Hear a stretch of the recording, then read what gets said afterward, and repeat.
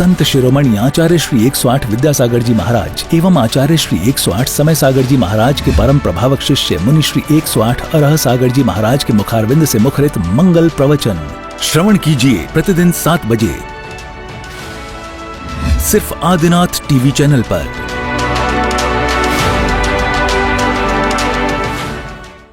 राजस्थान के किशनगढ़ का Tilak stone and arts private limited, जो अपनी चमक दमक के लिए प्रसिद्ध है, जहां पर मिलता है हर प्रकार का उच्च क्वालिटी का मार्बल एवं उससे बने उत्पाद, ऐसे ही तिलक ग्रुप परिवार को सौभाग्य मिला है परम पूज्य मुनि श्री अरह सागर जी महाराज के प्रवचन का पुण्यार्जक बनने का।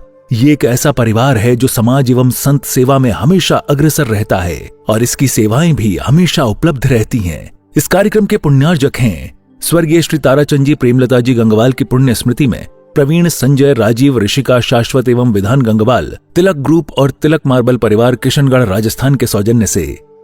वेबसाइट www.tilakstonearts.com, संपर्क सूत्र 9319374633, ईमेल sales@tilakstonearts.com।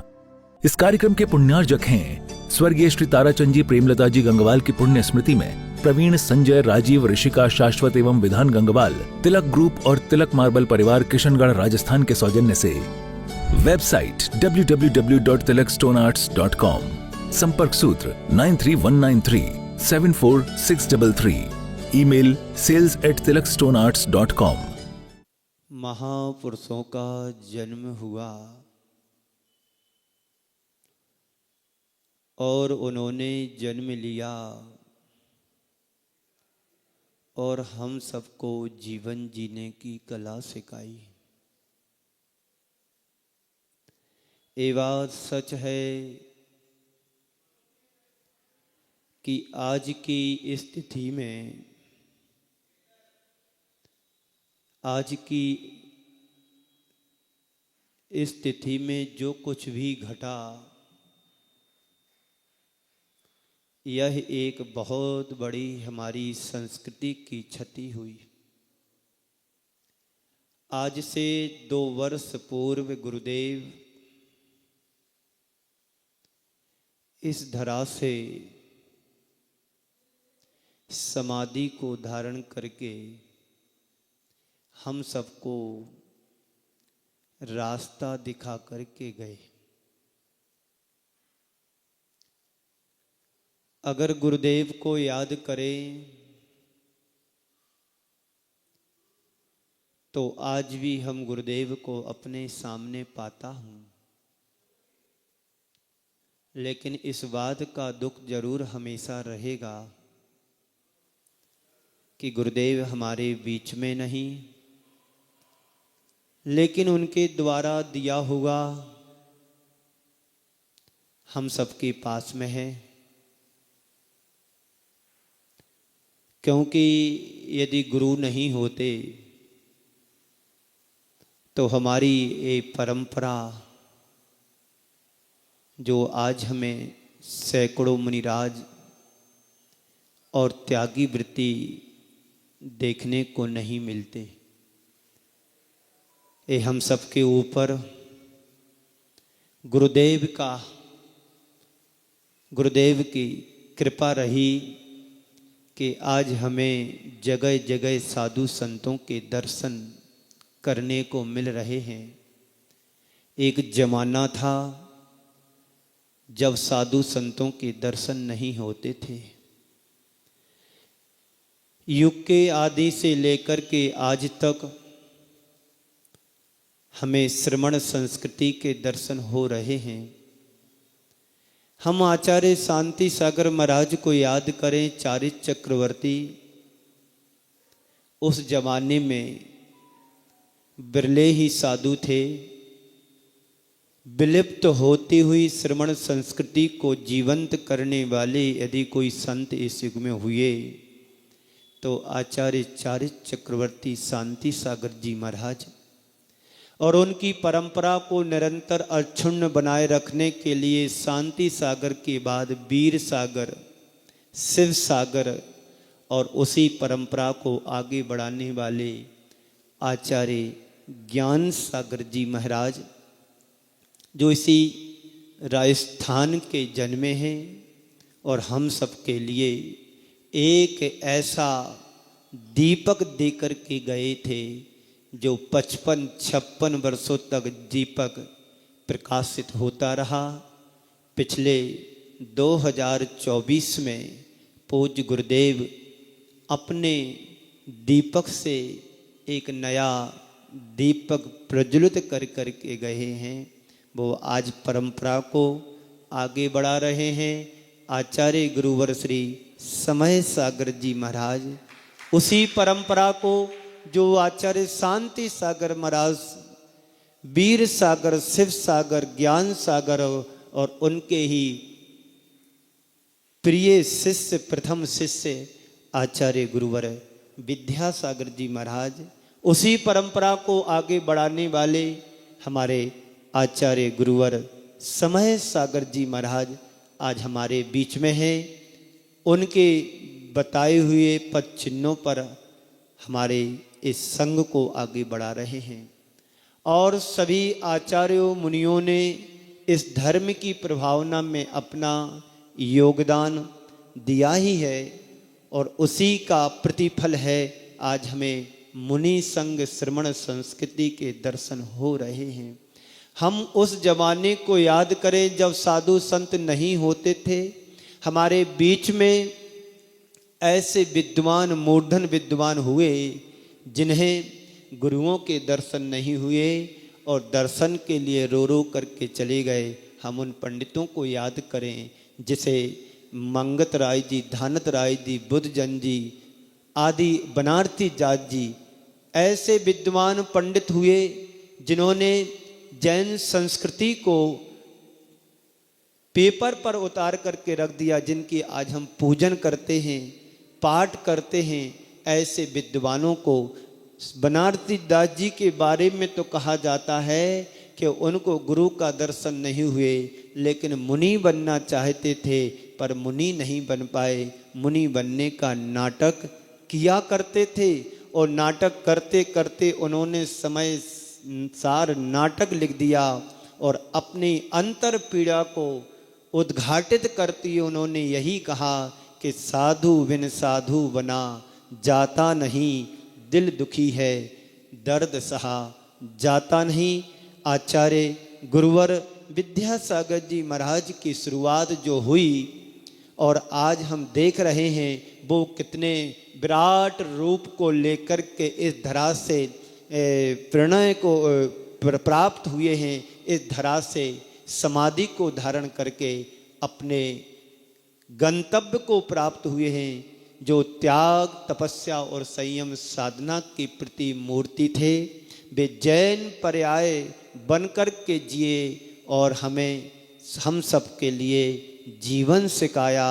आज देश में ही नहीं, सारी दुनिया में कहीं पर भी बात करो तो आचार्य विद्यासागर का नाम आते ही जैन धर्म की बात आ जाती है।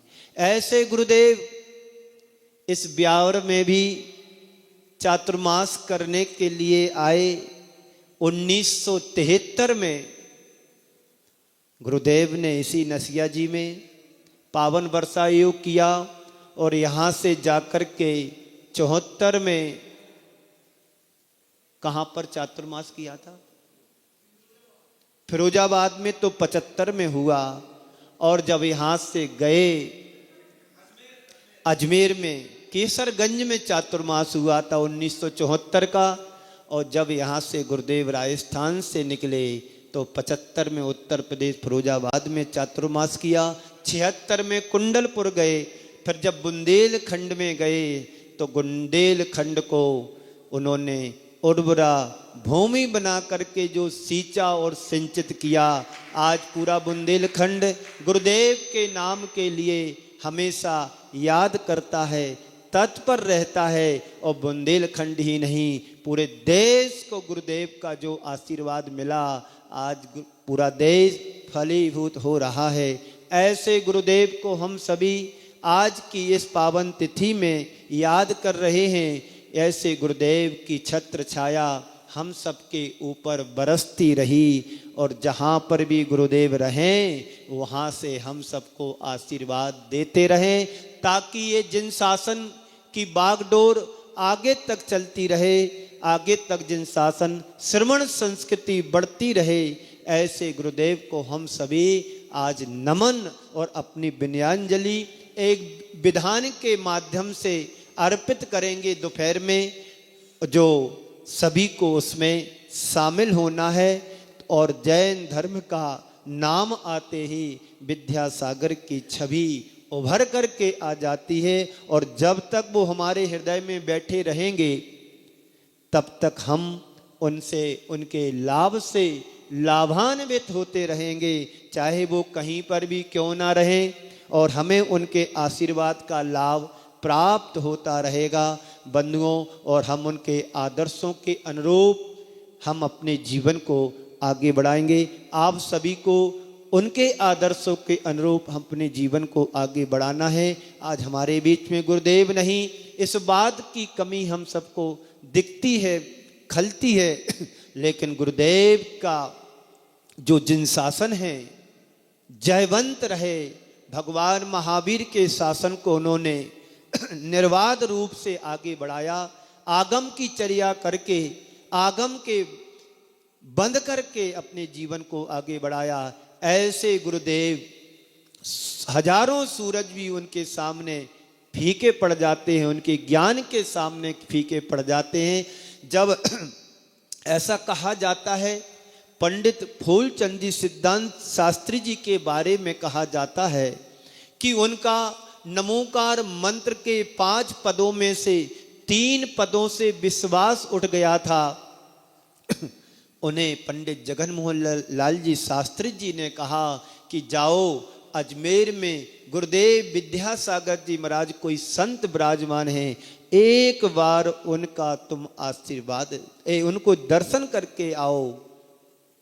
वो चल करके आए, जैसा उनने सुना था उनसे ही कहीं अधिक उन्होंने उनके दर्शन करके पाया, और दर्शन करके, दर्शन का लाभ लेकर के उन्हें लगा कि आज भी पंचम काल में 5 परमेष्टि हो सकते हैं। और उनका श्रद्धान वापस लौटा, और नमोकार मंत्र के 5 पदों पर उनका विश्वास जम गया। और विश्वास क्या जमा, 5 पदों का नमोकार मंत्र को जपने लगे। और उन्होंने जैन गजट के संपादकी में एक लेख निकाला था, एक नए नक्षत्र का उदय, एक नए नक्षत्र का उदय। बंधुओं, वो गुरुवर विद्यासागर जी महाराज थे जिनके दर्शन करने के लिए देव लोग भी स्वर्ग से नीचे आते थे। मैंने तो कई बार उनके चरणों में रह कर के देखा, वो लेटे हुए जरूर रहते थे, लेकिन हाथ जोड़ करके अकृत्रिम चैत्यालयों की वंदना करते थे। बार बार हाथ नीचे भी आ जाते थे तो हाथ ऊपर करके ऐसे नमस्कार नींद में भी करते रहते थे। वो गुरुदेव आज हमारे बीच में नहीं है, कोई बात नहीं, लेकिन उनकी वाणी, उनका ज्ञान, उनकी परंपरा और उनका आशीर्वाद हम सबके पास है। तो हमको वहीं से ऊपर से आशीर्वाद मिलता रहेगा, प्रसन्नता बनी रहेगी, और वही प्रसन्नता हम सबके जीवन का आधार बनेगी, हम सबके जीवन के लिए वरदान बनेगी। तो हम उनके आशीर्वाद के सत्पात्र बने रहेंगे, उनके सत्पात्र के आकांक्षी हैं कि गुरुदेव आपने जो मार्ग हम सबको दिखाया, हम सबको जो दिया है, हम उस मार्ग पर चलते रहें और आपके द्वारा इस विराट वट वृक्ष को कभी सूखने नहीं देंगे। उस वट वृक्ष की छाया में हम सभी यहाँ पर रहेंगे और आपका आशीर्वाद मिलता रहे। जिस घड़ी गुरुदेव की दीक्षा हो रही थी उस समय देश में गिने चुने मुनि थे, पर युवा मुनि तो कोई नहीं था। और आप लोग तो शायद उस दीक्षा के साक्षी रहे होंगे, ब्यावर वाले, अजमेर वाले, नसीराबाद वाले, पूरे राजस्थान के अंचलवासी, जब गुरुदेव की दीक्षा हो रही थी, जो भी मुनि थे उस जमाने में बूढ़े पुराने थे, बड़े ज्ञानी थे, साधक थे। जो पंडित होते थे वे साधु नहीं बनते थे, और जो साधु होते थे वो पंडित नहीं होते थे। लेकिन गुरुदेव ने जो दीक्षा ली वो भरी जवानी में ली। 22 वर्ष की उम्र में आचार्य गुरुवर विद्यासागर जी बने। ज्ञान का सागर ही विद्या के सागर में ढला है। समझ रहे ना? ज्ञान का सागर ही विद्या के सागर में ढला है। अमृत वही है, प्याला बदला है। अमृत वही है, प्याला बदला है। ये युग की पहली घटना हुई, और दीक्षा भी एक ऐसे मुनि से ली जो ज्ञानी भी थे और पंडित भी थे। दोनों चीजें एक साथ थी, और ये दोनों चीजें ज्ञान सागर की विद्या के सागर में समा गई। इसलिए कहा जाता है ज्ञान का सागर ही विद्या के सागर में ढला है। अमृत वही है, बस प्याला। एक नए युग की शुरुआत हुई। आचार्य महाराज की जो आज दीक्षा के बारे में हम सुनते हैं, उनके समाधि के बारे में सुनते हैं, बड़े रोंगटे खड़े हो जाते हैं। आप सबने वीडियो देखी होगी उस समय की। गुरुदेव अपने आप में कितने सावधान थे। इतनी बड़ी बीमारी होने के बाद भी वो विचलित नहीं थे, अपने आप में अचल थे, स्थिर थे। सब लोग देख रहे थे। अब सूर्य अस्त हो रहा है, इसलिए किसी ने कहा है अस्त हो रहे ज्ञान सूर्य ने, सोचा था एक दिन की शाम।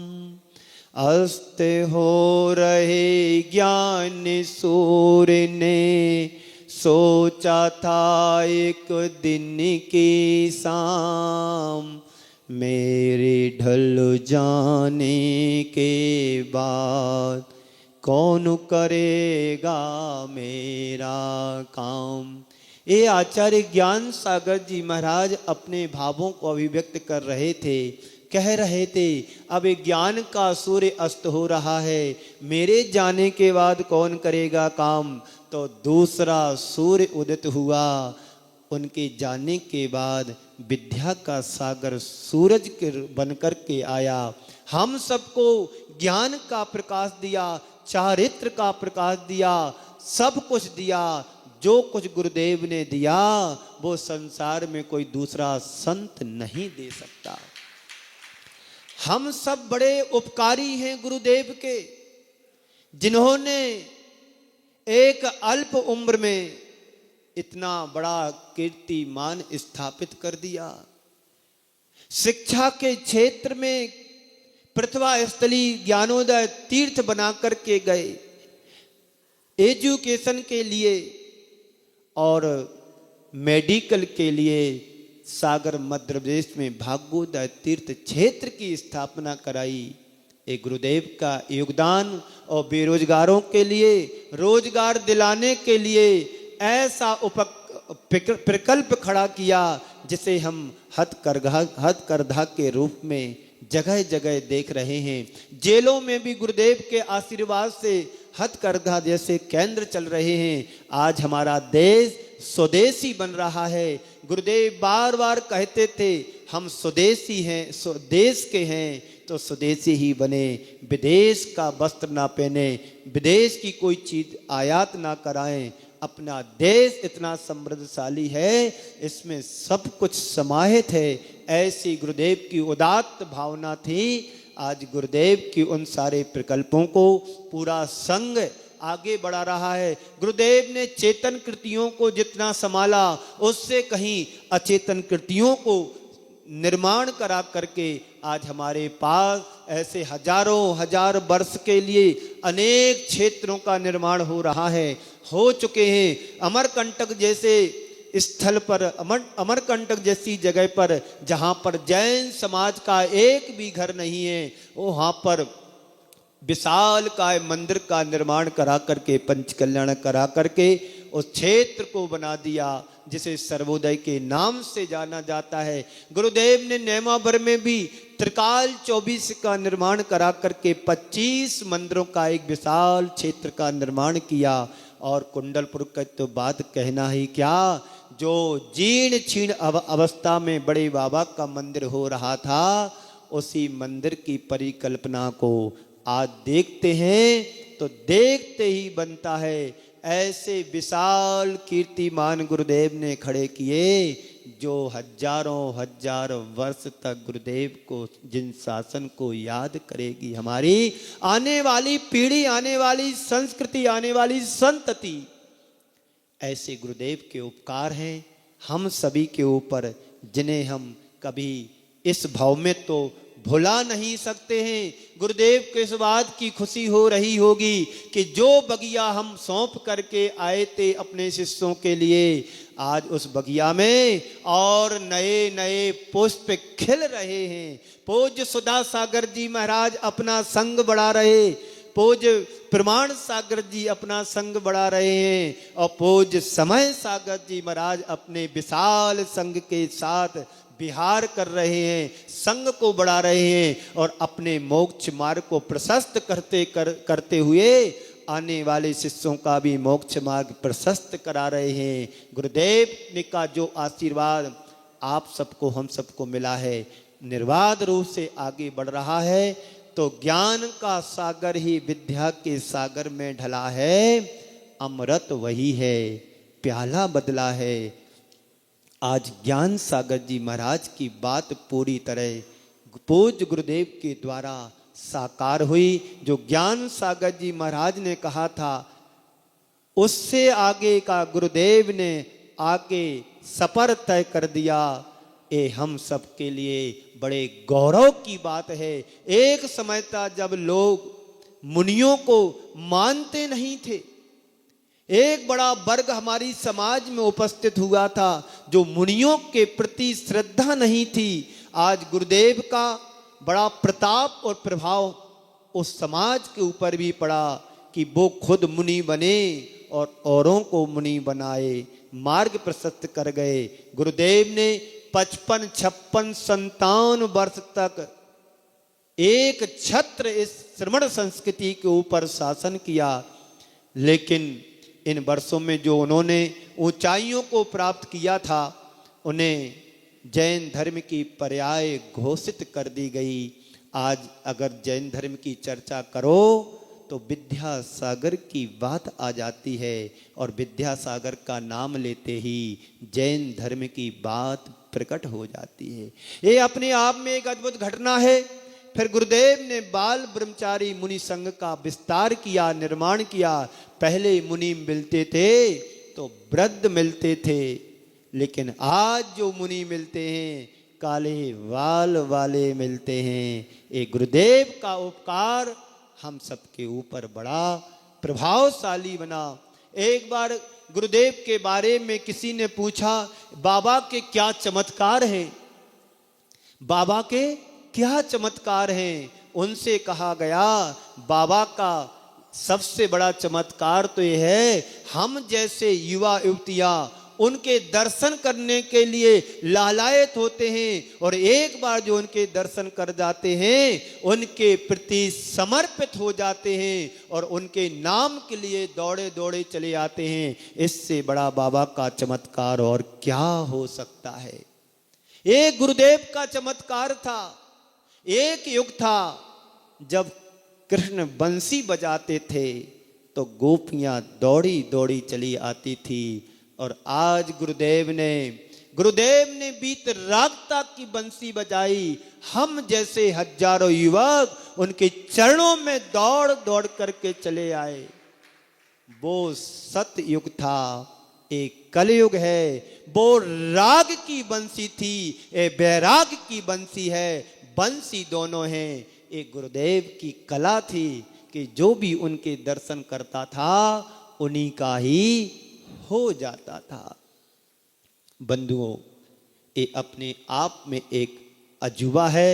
सन 1994 में गुरुदेव के चरणों में अजित जोगी उस समय मध्य प्रदेश कांग्रेस के अध्यक्ष हुआ करते थे। वे गुरुदेव के चरणों में दर्शनार्थ अमरकंटक आए। उन्होंने पूछा जो मैंने अभी कहा कि बाबा के क्या चमत्कार हैं, बाबा के क्या चमत्कार है।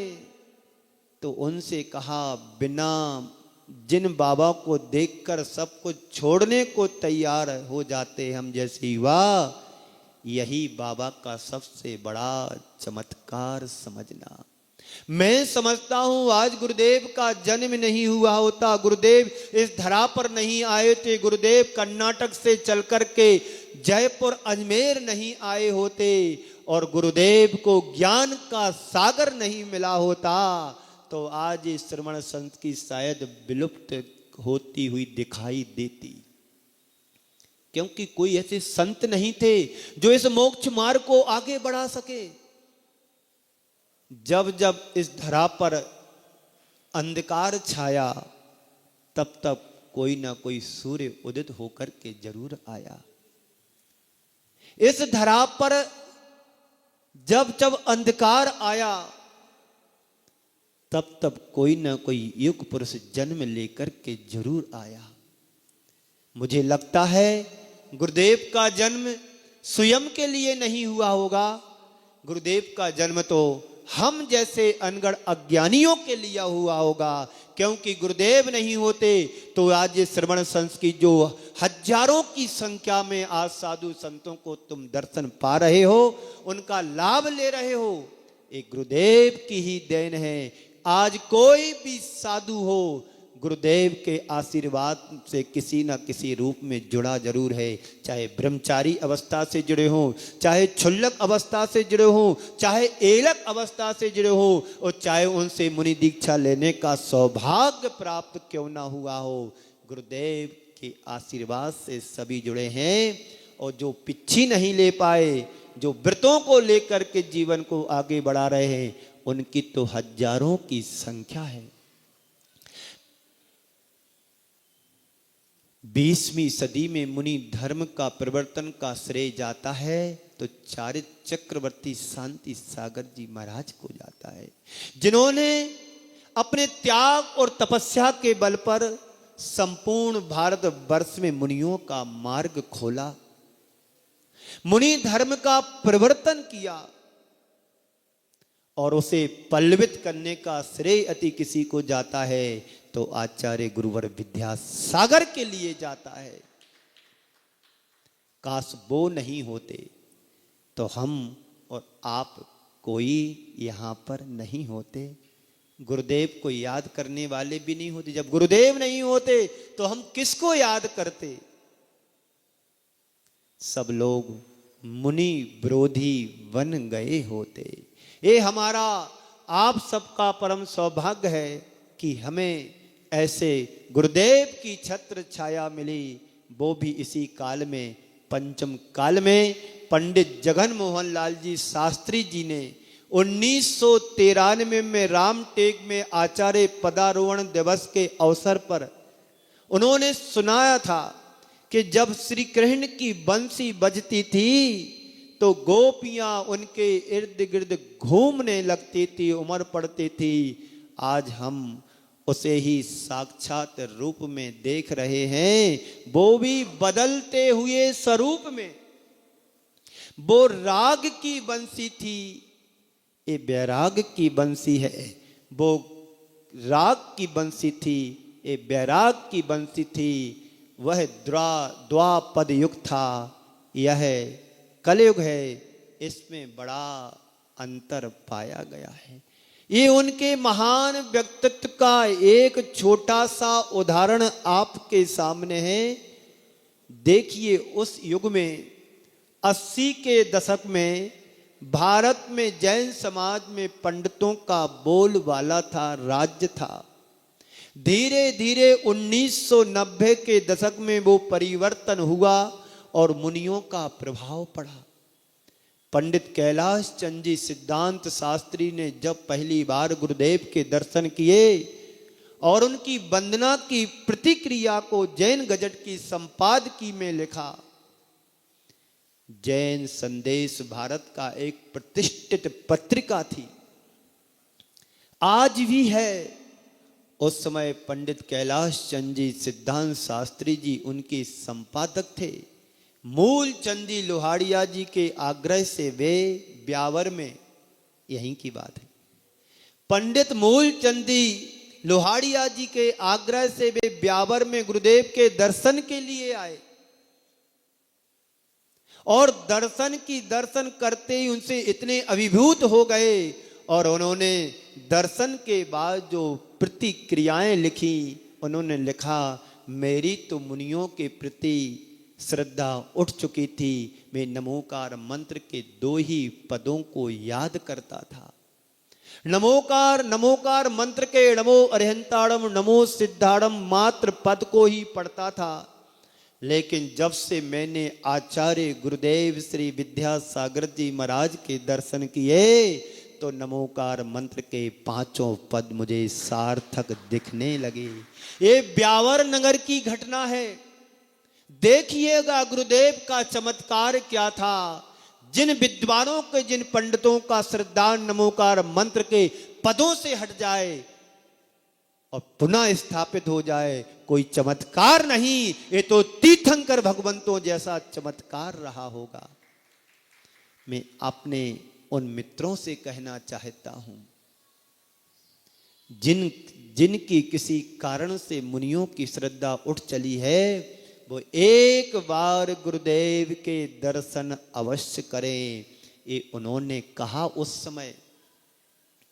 कमल जी, शायद आप छोटे होंगे, इतिहास है हमारा जो इतिहास के पन्नों पर अमिट बनकर के रह गया। गुरुदेव की जरूरत हम सबको थी, लेकिन होनी को कोई टाल नहीं सकता है। आज गुरुदेव 2 वर्ष पूर्ण हो गए हैं तिथि से, और हम लोग आज दोपहर में विद्या गुरु विधान करेंगे और उनको हम सुनेंगे, देखेंगे और उनके लिए हम क्या दे सकते हैं। जिन्होंने हमको सबको दे दिया, उन्हें हम क्या दे पाते हैं। उन्होंने हमको एक फूल दिया है, हम उनको एक पंखुड़ी भी नहीं दे पाए।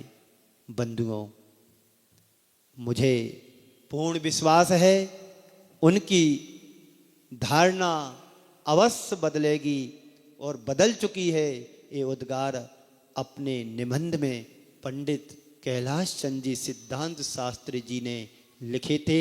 और एक घटना 1985 में खुरई मध्य प्रदेश में बाचनाक के समय गुरुदेव ने हम लोगों को, मतलब जो उस समय साधु संत थे, उस समय सुनाया था और ये भी कहा था गुरुदेव ने, काश आज आचार्य विद्यासागर जी नहीं होते तो सारी जैन समाज मुनि विरोध हो गई होती। ये पंडित जी ने खुरई की वाचना में सुनाया था। कदाचित मुनि होते भी तो श्रद्धा भक्ति करने वाले श्रावक भी नहीं होते। ये गुरुदेव के चमत्कारी व्यक्तित्व का एक उदाहरण है। गुरुदेव के बारे में कुछ कहना ऐसे ही है जैसे समुद्र की गहराई को नापने के लिए एक सूतली में नमक की ढेली बांध करके डालो, वो नीचे तो चली जाएगी लेकिन गहराई को नापना बड़ा मुश्किल है। मैं तो अपने बारे में सोचता हूँ और इस भाव से सहारता हूँ कि मैं कितना भाग्यशाली हूँ कि पंचम काल में भी ऐसे महान गुरुदेव की छत्र छाया का ग्रहण करने का अवसर मिला, उनकी शरण ग्रहण करने का सौभाग्य मुझे प्राप्त हुआ। ये दुर्लभ संयोग रहा कि हम सबको गुरुदेव का आशीर्वाद मिला और उनकी कृपा का पात्र बनने का सौभाग्य भी मिला। आप सब भी भाग्यशाली हो। कमल जी तो 11 वर्ष की उम्र में गुरुदेव के चरणों में बैठ आप सबको मिली। ब्यावर वालों को इस कार्यक्रम के पुण्यार्जक थे स्वर्गीय श्री ताराचंद जी प्रेमलता जी गंगवाल की पुण्य स्मृति में प्रवीण, संजय, राजीव, ऋषिका, शाश्वत एवं विधान गंगवाल, तिलक ग्रुप और तिलक मार्बल परिवार किशनगढ़ राजस्थान के सौजन्य से। वेबसाइट www.tilakstonearts.com, संपर्क सूत्र 9319374633, ईमेल sales@tilakstonearts.com। संत शिरोमणि आचार्य श्री 108 विद्यासागर जी महाराज एवं आचार्य श्री 108 समय सागर जी महाराज के परम प्रभावक शिष्य मुनि श्री 108 अरह सागर जी महाराज के मुखारविंद से मुखरित मंगल प्रवचन श्रवण कीजिए प्रतिदिन 7 बजे सिर्फ आदिनाथ टीवी चैनल पर।